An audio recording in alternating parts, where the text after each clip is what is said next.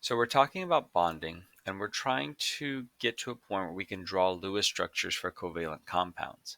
And to do this, you're going to need to be able to identify the number of valence electrons an atom has, and then using that, drawing the covalent compounds with atoms sharing electrons to form their bonds.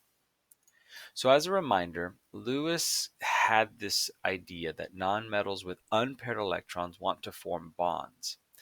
And most nonmetals want to have 8 valence electrons around them. And so Lewis diagrams helped chemists think about the number of electrons that still needed to pair up. And from Lewis diagrams, we can predict how atoms will bond. So let's take 2 chlorine atoms, for example. Each chlorine atom has 1 unpaired electron. So each chlorine atom is looking to make one more bond. They can come together and share their 1 unpaired electron to make a shared pair. And in this way, they create a covalent bond. And this is what covalent bonding looks like in Lewis diagrams: electrons between atoms. Now each chlorine has 8 electrons around it: 2 on top, 2 on left, 2 on bottom, 2 on the right, that are made by the sharing. And I can actually draw shared electrons as a straight line in Lewis structures. And so this would also be a equivalent Lewis structure. And Lewis structures help chemists predict bonding for different atoms. And I can do this as a way of maybe creating um, structures before I even make compounds. And so before computers, this was a way for chemists to think about how things might connect. And to do it, you kind of have to know a few rules. And the basic rules are as follows. Number one is that you always want to draw the Lewis dot diagram for each individual atom in the compound. And so we're going to use the formula to figure out how many atoms we have. Number two, if there are multiple types of atoms, meaning different atoms, different elements, then the atom with the most unpaired electrons will be the central atom. It wants to make the most bonds, and so we want to make sure it bonds to everything first. And then at the end, we want to make sure that everything is paired up and has 8 electrons around it. With the exception of hydrogen, it's happy with only 2. Okay, let's look at our first example. So let's look at CH4.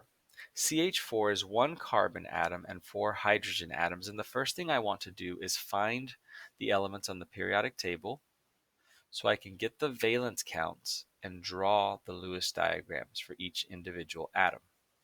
Notice I drew 4 hydrogens because this has 4 hydrogens in the formula. Now, from there, I'm going to pick the atom with the most unpaired electrons. This is going to be the carbon, and I'm going to put it in the center.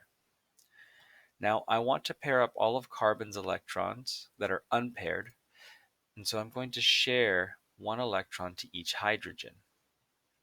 And then I'm going to clean this structure up, and I'm going to see that carbon is going to make one bond with each of the hydrogens. All of the hydrogens' unpaired electrons are paired up. All of carbon's unpaired electrons are paired up. Carbon has 2, 4, 6, 8 electrons around it. This is a good Lewis structure for CH4. Now, let's take a look at CO2. We're going to find the elements. We have carbon with 4 valence electrons, oxygen with 6 valence electrons. We're going to draw the individual Lewis diagrams. Carbon is looking for 4 bonds. Each oxygen is looking for 2 bonds. We're going to put carbon in the center because it has the most bonds to make. And we're going to bond it to the oxygens. Each carbon, or the carbon's going to pair up twice with each oxygen. This is the way that this molecule can make it so that all the unpaired electrons are connected. And this is carbon dioxide redrawn. And notice there's 2 lines between the carbon and the oxygen. That is 2 sets of electrons being shared.